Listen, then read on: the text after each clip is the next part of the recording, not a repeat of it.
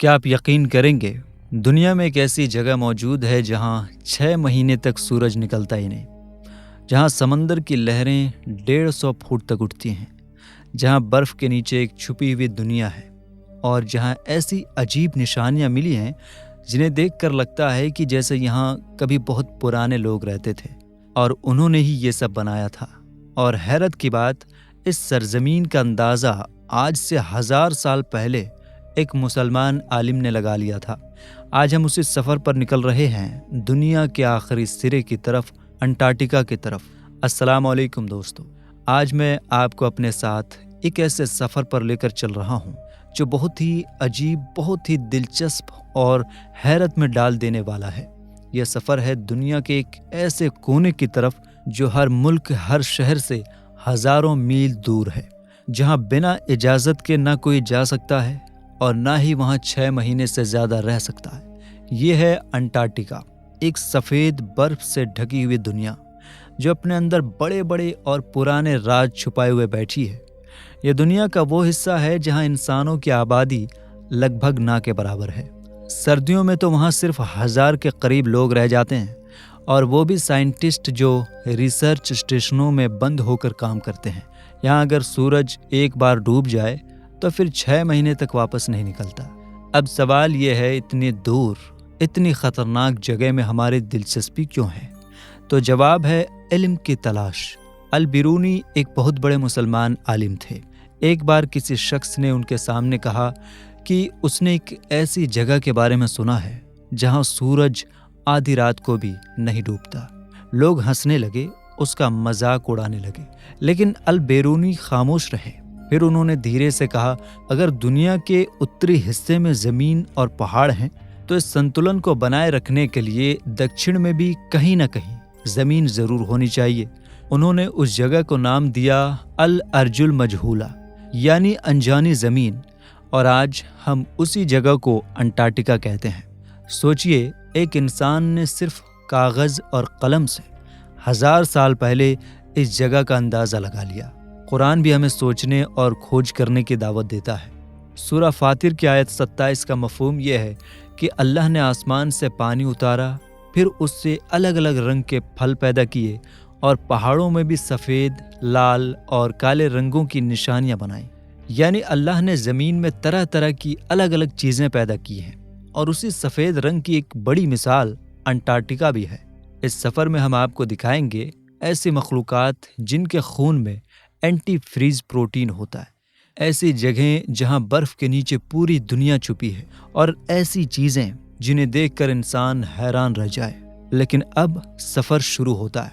मैं आपको अपने साथ हिंदुस्तान से लेकर दुनिया के आखिरी सिरे तक लेकर चलूंगा। अंटार्कटिका जाना किसी आम देश की तरह नहीं है। यहाँ जाने के लिए वीज़ा नहीं, बल्कि एक ख़ास इजाज़त चाहिए होती है। ये इजाज़त ministry of science and technology और नेशनल इंस्टीट्यूट ऑफ ओशनोग्राफी के ज़रिए मिलती है। इस परमिशन के लिए हमें 3 वादे करने होते हैं। नंबर 1, हम वहाँ के माहौल को नुकसान नहीं पहुँचाएंगे। नंबर 2, हमारे पास इतना पैसा होगा कि हम खुद को संभाल सकें। और नंबर 3, हम अपना हर तरह का कचरा, यहाँ तक कि इंसानी वेस्ट भी वापस लेकर आएंगे। अंटार्कटिका की ज़मीन पर आप कुछ भी नहीं छोड़ सकते।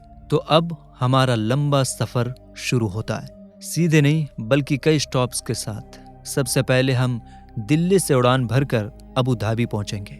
फिर आमतौर पर आगे का सफ़र कुछ इस तरह होता है, अबू धाबी से अदीस अबाबा, फिर वहां से साओ पाउलो, और उसके बाद ब्यूनस आयर्स, और आखिर में दुनिया का आखिरी शहर उशुआइया, जहां पहुंचते पहुंचते करीब 50 से 55 घंटे लग जाते हैं। अब यहाँ से शुरू होता है असली इम्तिहान। हमारे और अंटार्कटिका के बीच आता है दुनिया का सबसे खतरनाक समंदर, डार्क पैसेज। यहाँ लहरें आमतौर पर 30 से 40 फुट ऊंची होती हैं और तूफान में 150 फुट तक पहुंच जाती हैं, यानी 1-2 मंजिला घर से भी कई गुना ऊंची।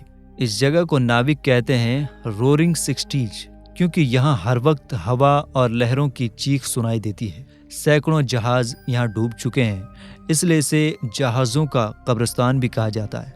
लेकिन हम रुकने वाले नहीं हैं। 2 दिन के खतरनाक सफ़र के बाद आखिरकार हम अंटार्कटिका की ज़मीन पर कदम रखते हैं। लेकिन असली सवाल अब शुरू होता है, इस रहस्यमय जगह को सबसे पहले किसने देखा था? इसका जवाब इतिहास की गहराइयों में खो चुका है। एरिस्टोटल ने भी 2500 साल पहले अपनी किताब में इसका जिक्र किया। फिर अलग अलग दौर में लोगों ने इसके बारे में बातें की, लेकिन हकीकत क्या है ये आज तक कोई नहीं जान सका। आज अंटार्कटिका एक ऐसी जगह है जहां कोई देश नहीं, कोई शहर नहीं, इसे एक समझौते के तहत चलाया जाता है, अंटार्कटिक ट्रेटी, जिसके कुछ अहम नियम हैं। कोई देश अपनी फौज नहीं भेजेगा, सिर्फ रिसर्च होगी, खजाने नहीं निकाले जाएंगे, कोई हिस्सा अपना नहीं बनाया जाएगा। लेकिन ये तो सिर्फ शुरुआत है। अभी आपने अंटार्कटिका को बस ऊपर से देखा है, असल हैरत तो इसके अंदर छुपी हुई है। बर्फ के नीचे एक पूरी दुनिया, ऐसी दुनिया जहां झीलें हैं, पहाड़ हैं और शायद ऐसी मखलूक भी जिसे इंसान ने कभी नहीं देखा। और आगे हम उतरेंगे उसी छुपी हुई दुनिया के अंदर, जहां से शुरू होंगे असली राज। अब जरा सोचिए, हम अंटार्कटिका की उस सफेद जमीन पर खड़े हैं जहां ऊपर हर तरफ सिर्फ बर्फ ही बर्फ नजर आती है। लेकिन क्या सच में यहाँ सिर्फ बर्फ ही है, या फिर इस बर्फ के नीचे कोई और दुनिया छुपी हुई है? अंटार्कटिका को अगर आप ऊपर से देखें तो ये बस एक सफेद चादर जैसा लगता है, लेकिन हकीकत ये है कि इस पूरी जगह के ऊपर करीब 2 किलोमीटर मोटी बर्फ की एक मोटी चादर जमी हुई है। इसे कहते हैं आइस शीट। और ये बर्फ कोई साधारण नहीं है, बल्कि दुनिया के मीठे पानी का बहुत बड़ा हिस्सा इसी में जमा है। लेकिन हैरत की बात सुनिए, अगर ये सारी बर्फ पिघल जाए तो दुनिया के समंदर करीब 60 मीटर तक ऊंचे हो जाएंगे। यानी मुंबई, न्यूयॉर्क सिटी, लंदन जैसे बड़े बड़े शहर या तो आधे या पूरी तरह पानी में डूब सकते हैं। अब एक और अजीब बात, इतना सारा पानी होने के बावजूद अंटार्कटिका में बारिश बहुत कम होती है। जहां दुनिया में औसतन 40 इंच बारिश होती है, वहीं यहाँ सिर्फ 8 इंच। इसलिए तकनीकी तौर पर अंटार्कटिका एक ठंडा रेगिस्तान है। लेकिन असली हैरत अभी बाकी है। यहाँ का तापमान इतना कम हो जाता है कि कभी कभी -80 डिग्री सेल्सियस तक गिर जाता है। ऐसी ठंड जिसमें इंसान का शरीर सेकंड्स में जवाब दे दे। अब तक आपको लग रहा होगा कि यहाँ कुछ भी नहीं होगा, लेकिन असल दुनिया तो अभी शुरू होती है। इस बर्फ के नीचे साइंटिस्ट ने अलग अलग मशीनों की मदद से जमीन के अंदर झांक कर देखा, और जो सामने आया उसने सबको हैरान कर दिया। अंटार्कटिका की बर्फ के नीचे 400 से ज्यादा झीलें मौजूद हैं। हाँ, जमी हुई बर्फ के नीचे बहता हुआ पानी। इनमें सबसे बड़ी झील है लाक वोस्टॉक। ये झील करीब 250 किलोमीटर लंबी, 50 किलोमीटर चौड़ी और 1000 मीटर गहरी है। और सबसे बड़ी बात, ये झील लाखों साल से दुनिया से कटी हुई है। ना वहाँ रोशनी पहुँचती है, ना कोई आवाज़, पूरा अंधेरा, पूरी खामोशी। अब सवाल ये उठता है कि ऊपर इतनी ठंडी बर्फ है तो नीचे पानी जमता क्यों नहीं? तो जवाब है जमीन के अंदर की गर्मी और ऊपर की बर्फ का भारी दबाव। ये दोनों मिलकर उस पानी को जमने नहीं देते। लेकिन असली हैरत अब शुरू होती है। साइंटिस्ट ने जब इस झील के सैंपल्स लिए तो पता चला कि वहाँ जिंदगी मौजूद है। ऐसी जिंदगी जो लाखों साल से दुनिया से अलग है। अब सोचिए, एक ऐसी जगह जहाँ कभी रोशनी नहीं आई, वहाँ के जीव कैसे होंगे? ज्यादातर साइंटिस्ट कहते हैं कि वो छोटे छोटे बैक्टीरिया होंगे। लेकिन कुछ बातें ऐसी हैं जो सोचने पर मजबूर कर देती हैं। उस पानी में ऑक्सीजन हमारी दुनिया से काफ़ी ज़्यादा है, और जब ऑक्सीजन ज़्यादा होती है तो एक अजीब चीज़ होती है जिसे कहते हैं गिगाटिज्म एबिसल जाइगेंटिज्म, यानी गहराइयों में रहने वाले जीव बहुत बड़े हो जाते हैं। इतिहास में भी ऐसा हुआ है। डायनासोर्स के ज़माने में जब ऑक्सीजन ज़्यादा थी तो छोटे छोटे कीड़े भी आज के बड़े जानवरों जितने होते थे। आज का एक छोटा उड़ने वाला कीड़ा जिसे लोग ड्रैगन फ्लाई कहते हैं, तब किसी बड़े पक्षी जितना होता था। तो क्या लेक वोस्टॉक के अंदर भी कुछ बड़े और अजीब जीव हो सकते हैं? इसका कोई पक्का सबूत नहीं, लेकिन इस बात को पूरी तरह झुटलाया भी नहीं जा सकता। और अगर वहाँ ऐसे जीव हैं तो वो शायद बहुत धीरे धीरे चलते होंगे, क्योंकि वहाँ खाना बहुत कम होगा, और हो सकता है उनकी आंखें भी ना हों, क्योंकि वहाँ रोशनी ही नहीं है। लेकिन उनकी महसूस करने की ताकत बहुत तेज होगी। आप जैसे ही उस पानी को छुएंगे वो जीव दूर भाग जाएंगे और हो सकता है आप उन्हें कभी देख ही ना पाएं। अब एक और हैरान करने वाली बात, हमारे सौर मंडल में एक चांद है, यूरोपा। उसकी हालत भी अंटार्कटिका जैसी ही है, ऊपर बर्फ नीचे पानी। इसलिए साइंटिस्ट मानते हैं कि अगर कहीं और जिंदगी मिली तो उसकी शुरुआत यहीं से हो सकती है। कुरान भी हमें एक अहम बात बताता है। सूरह अंबिया की आयत 30 का मफहूम यह है कि हर जिंदा चीज को पानी से पैदा किया गया। अब सोचिए, अंटार्कटिका की इन झीलों में पानी भी है और जिंदगी भी, तो क्या ये जगह किसी बड़ी हकीकत की तरफ इशारा कर रही है? लेकिन ये तो सिर्फ झीलें थी। बर्फ के नीचे इससे भी ज्यादा अजीब चीज छुपी हुई है, पूरा एक पहाड़ी सिलसिला।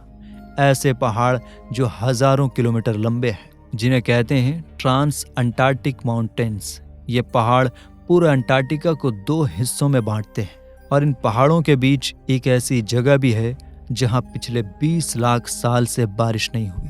इसे कहते हैं ड्राई वैलीज, धरती की सबसे सूखी जगहों में से एक। और इन्हीं पहाड़ों में एक ऐसा ज्वालामुखी भी है जहां बर्फ और आग एक साथ मौजूद हैं, माउंट एरेबस। इसके अंदर लावा की झील है और ऊपर बर्फ जमी हुई है। अब जरा रुक कर सोचिए, ऊपर बर्फ, नीचे पानी, कहीं पहाड़, कहीं आग। क्या ये सच में हमारी ही दुनिया है या फिर किसी और ही दुनिया का हिस्सा? लेकिन अभी सबसे बड़ा राज बाकी है। कुछ ऐसी चीजें जिन्हें देखकर लगता है कि ये सब आम कुदरती चीजों जैसी नहीं लगती, बल्कि ऐसा महसूस होता है कि जैसे इन्हें किसी ने खास तरीके से बनाया हो। और इसकी असल हकीकत अल्लाह ही बेहतर जानता है। और अब हम उसी की तरफ बढ़ रहे हैं जहां से शुरू होगा अंटार्कटिका का सबसे बड़ा रहस्य। अब जरा सोचिए, हम उस बर्फीली दुनिया के बीच खड़े हैं जहां हर तरफ सन्नाटा है। लेकिन क्या सच में यहाँ सिर्फ खामोशी है या फिर इस खामोशी के पीछे कोई कहानी छुपी हुई है? दिसंबर 1958 सोवियत यूनियन के कुछ साइंटिस्ट अंटार्कटिका के एक बहुत ही दूर और सुनसान इलाके में पहुंचे। उन्होंने वहां एक रिसर्च कैंप बनाया। इतनी दूर जगह कि वहां पहुंचना ही अपने आप में एक बहुत बड़ा चैलेंज था। कुछ महीनों तक उन्होंने यहाँ काम किया, लेकिन अंटार्कटिका की सख्त सर्दी इंसान को ज्यादा देर टिकने नहीं देती। आखिरकार उन्हें वो जगह छोड़नी पड़ी, लेकिन जाते जाते उन्होंने वहां एक निशानी छोड़ दी। व्लादिमीर लेनिन का एक बस्ट, यानी आधा बना हुआ मुजस्समा, जिसका रुख रूस की तरफ था। समय बीतता गया, बर्फ ने उस पूरे कैंप को ढक लिया। सब कुछ हमेशा के लिए गायब हो गया, लेकिन वो मुजस्समा आज भी खड़ा है, अकेला सफेद मैदानों के बीच। सोचिए, 6 महीने की रात, चारों तरफ अंधेरा, कोई इंसान नहीं, और उस वीराने में एक अकेला मुजस्समा। ये मंजर कितना खौफनाक होगा। लेकिन ये तो सिर्फ एक निशानी थी। असली हैरत अब शुरू होती है। कुछ साल पहले 2016 और 2018 के बीच अंटार्कटिका में एक खास एक्सपेरिमेंट किया गया, जिसे कहा जाता है अनीता एक्सपेरिमेंट। ये एक बहुत ही खास मशीन थी जो आसमान से आने वाले छोटे छोटे पार्टिकल्स को पकड़ती थी। लेकिन जो इसने देखा उसने साइंस को हैरान कर दिया। इस मशीन ने ऐसे पार्टिकल्स पकड़े जो आसमान से नहीं बल्कि जमीन के अंदर से निकलकर ऊपर जा रहे थे। आसान भाषा में समझिए, अगर बारिश ऊपर से नीचे आए तो ये बिल्कुल नॉर्मल है, लेकिन अगर बारिश नीचे से ऊपर जाने लगे तो क्या होगा? साइंस के मुताबिक ऐसा होना नामुमकिन है, लेकिन यहाँ ऐसा हो रहा था। कुछ साइंटिस्ट ने कहा शायद ये पार्टिकल्स समय के उल्टे रुख में चल रहे हैं, यानी वक्त में पीछे की तरफ जा रहे हैं। और कुछ ने कहा शायद ये किसी और दुनिया से आ रहे हैं, एक ऐसी दुनिया जहां समय हमारी दुनिया के उल्टा चलता है। कुछ इंटरनेशनल खबरों में तो यहाँ तक कहा गया कि अंटार्कटिका में दूसरी दुनिया की झलक मिली है, लेकिन इसका कोई पक्का सबूत नहीं, इसलिए अल्लाह बेहतर जानता है। अब आगे बढ़ते हैं। अंटार्कटिका में एक और अजीब चीज देखी गई, एक झरना जो देखने में बिल्कुल खून जैसा लाल है, ब्लड फॉल्स। जब इसे पहली बार देखा गया तो लोग डर गए, उन्हें लगा जैसे बर्फ से खून बह रहा हो। लेकिन बाद में पता चला उसके नीचे लोहे का बहुत बड़ा खजाना है। जब पानी उस लोहे से होकर गुजरता है तो उसमें जंग लगती है और वही जंग पानी को लाल रंग दे देती है। अब तक जो हमने देखा वो सब कुछ कुदरती चीजें थी, लेकिन अब जो आने वाला है वो और भी ज़्यादा हैरान करने वाला है। कुछ सैटेलाइट्स ने अंटार्कटिका की बर्फ में ऐसी अजीब शक्लें देखी जो बिल्कुल मिस्र के पिरामिडों जैसी लगती हैं। एल्सवर्थ माउंटेन्स, इन पहाड़ों के बीच कुछ ऐसे स्ट्रक्चर दिखे जिनकी चारों साइड्स बहुत सीधी और बराबर हैं। कुछ लोग कहते हैं ये सिर्फ कुदरती पहाड़ हैं, लेकिन देखने में ये इतने सीधे और बराबर लगते हैं कि इंसान हैरान रह जाता है। इनमें से कुछ स्ट्रक्चर इतने सिमेट्रिकल हैं कि उनकी लंबाई और चौड़ाई लगभग बराबर है, लेकिन कोई वहां जाकर देख क्यों नहीं लेता? क्योंकि अंटार्कटिका जाना इतना आसान नहीं। इसके लिए दुनिया के कई देशों की इजाज़त चाहिए और फिर यहाँ का मौसम -80 डिग्री सेल्सियस तक तापमान, 300 किलोमीटर प्रति घंटा हवा। ऐसी हालत में वहाँ पहुँचना लगभग नामुमकिन है। जो लोग करीब गए उन्होंने बताया कि वहाँ इंसान का दिमाग भी अजीब तरह से काम करने लगता है। उसे चीज़ें दिखने लगती हैं, वो रास्ता भूल जाता है। अब सवाल उठता है, अगर ये सच में पिरामिड हैं तो इन्हें बनाया किसने? कुछ लोग कहते हैं शायद बहुत पुराने ज़माने के लोग जो अब दुनिया से गुम हो चुके हैं, जिन्होंने मिस्र, मैक्सिको और दूसरी जगहों पर भी ऐसे पिरामिड बनाए। कुछ लोग अटलांटिस का नाम लेते हैं, कहते हैं शायद उसका असली ठिकाना अंटार्कटिका था, लेकिन इसका कोई पक्का सबूत नहीं, इसलिए अल्लाह बेहतर जानता है। कुछ लोग कहते हैं शायद ये इंसानों से पहले की किसी मखलूक का काम है। इस्लामी रिवायतों में आता है कि इंसानों से पहले ज़मीन पर जिन्नात रहते थे। एक बात ज़रूर है, इस स्ट्रक्चर की बनावट बहुत एडवांस लगती है। सीधी लाइनें, सही एंगल, बिना जोड़ के पत्थर, ऐसा लगता है जैसे किसी बहुत बड़ी टेक्नोलॉजी से बनाए गए हैं। लेकिन हमारे पास कोई ठोस सबूत नहीं, इसलिए हम इसे यहीं छोड़ते हैं। अब एक और हैरान करने वाली बात, अंटार्कटिका हमेशा से ऐसा नहीं था। कभी यहाँ घने जंगल थे, दरिया थे और यहाँ तक कि डायनासोर्स भी रहते थे। साइंटिस्ट को यहाँ पेड़ों के पुराने निशान भी मिले हैं, पत्तों के निशान मिले हैं, यहाँ तक कि फूलों की बहुत बारीक धूल जैसी कण भी मिले हैं।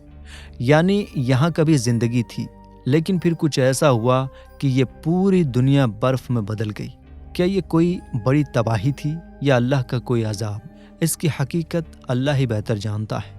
अब हम अपने सफ़र के उस मोड़ पर पहुंच चुके हैं जहां से सबसे बड़े राज खुलने वाले हैं। अगले हिस्से में हम देखेंगे अंटार्कटिका में हुए खतरनाक एक्सपेरिमेंट, वो जगह जहां जाना मना है और वो राज जिन्हें दुनिया से छुपाया गया है। अब असली कहानी शुरू होने वाली है। अब तक आपने देखा बर्फ के नीचे छुपी हुई झीलें, अजीब मखलूकात की बातें, रहस्यमय सिग्नल और पिरामिड जैसे स्ट्रक्चर, लेकिन अब हम पहुंच रहे हैं सबसे खतरनाक और सबसे छुपे हुए हिस्से की तरफ। आपको याद होगा शुरू में हमने बात की थी कि अंटार्कटिका का हर हिस्सा देखने की इजाज़त नहीं होती। असल में कुछ इलाके ऐसे हैं जहां जाने पर सख्त पाबंदी है। ये पाबंदी क्यों है? क्या यहाँ सिर्फ खतरनाक मौसम है या फिर कुछ ऐसा भी है जिसे दुनिया से छुपाया जा रहा है? अंटार्कटिका को एक समझौते के तहत चलाया जाता है, अंटार्कटिक ट्रेटी। इस समझौते के मुताबिक कुछ खास इलाके ऐसे हैं जहां आम इंसान तो क्या, कई बार साइंटिस्ट को भी जाने की इजाज़त नहीं मिलती। उन्हें कहा जाता है हाईली रेस्ट्रिक्टेड एरियाज। अब सोचिए, अगर ये जगह सिर्फ बर्फ और रिसर्च के लिए है तो फिर कुछ हिस्सों को इतना छुपाने की ज़रूरत क्यों है? कुछ रिपोर्ट्स में ये बात सामने आई कि जो लोग इन इलाकों के करीब गए उन्होंने अजीब चीज़ें महसूस की। दिमाग का सही से काम न करना, अचानक डर लगना, चीज़ों का अलग दिखना। कुछ ने कहा उन्हें ऐसा लगा जैसे कोई उन्हें देख रहा हो, लेकिन इन बातों का कोई पक्का सबूत नहीं, इसलिए अल्लाह बेहतर जानता है। अब वापस आते हैं उन रहस्यमय स्ट्रक्चर की तरफ जो बर्फ के नीचे छुपे हुए हैं। अगर ये सचमुच पिरामिड हैं तो उनकी बनावट आज की इंजीनियरिंग लेवल से भी आगे लगती है। बिल्कुल सीधी लाइनें, बराबर किनारे, बिना जोड़ के पत्थर। ये सब देखकर कुछ लोग कहते हैं कि ये किसी बहुत पुराने ज़माने के लोगों का काम हो सकता है जो हमसे कहीं ज़्यादा आगे थे, लेकिन कोई पक्का सबूत नहीं और बिना सबूत के किसी बात को यकीन से नहीं कहा जा सकता। अब एक बहुत अहम बात, कुरान हमें क्या सिखाता है? सूरह अनकबूत की आयत 20 का मफहूम यह है कि ज़मीन में चलो फिरो और देखो कि अल्लाह ने पहली बार कैसे पैदा किया, फिर वही अल्लाह दोबारा भी पैदा करेगा। बेशक अल्लाह हर चीज़ पर कुदरत रखने वाला है। यानी अल्लाह खुद हमें कह रहा है कि हम उसकी बनाई हुई दुनिया को देखें, समझें और उससे सीखें। अंटार्कटिका चाहे जितना रहस्यमय हो, लेकिन ये भी अल्लाह की ही बनाई हुई एक निशानी है। यहाँ हमें क्या मिलता है? बर्फ़ के नीचे छुपी दुनिया, ऐसी ज़िंदगी जो लाखों साल से अलग है, ऐसी जगहें जहाँ इंसान आज भी नहीं पहुँच पाया। ये सब हमें ये एहसास दिलाता है कि हमारी जानकारी बहुत कम है और अल्लाह का इल्म हर चीज़ को पूरी तरह घेरे हुए है। अब एक आखिरी सवाल, क्या अंटार्कटिका में वाकई कभी बहुत पुराने ज़माने के लोग रहते थे? क्या वहाँ पिरामिड सच में बनाए गए थे? क्या वहाँ कुछ ऐसा है जिसे दुनिया से छुपाया जा रहा है? इन सवालों के जवाब आज भी पूरी तरह साफ नहीं है। कुछ बातें सच हैं, कुछ अंदाजे हैं और कुछ सिर्फ कहानियाँ। लेकिन एक बात पक्की है, अंटार्कटिका सिर्फ बर्फ नहीं है, ये एक ऐसी जगह है जहाँ आज भी बहुत कुछ छुपा हुआ है और शायद आने वाले वक्त में इसमें से कुछ राज हमारे सामने आए या शायद हमेशा के लिए छुपे रहें। अल्लाह बेहतर जानता है।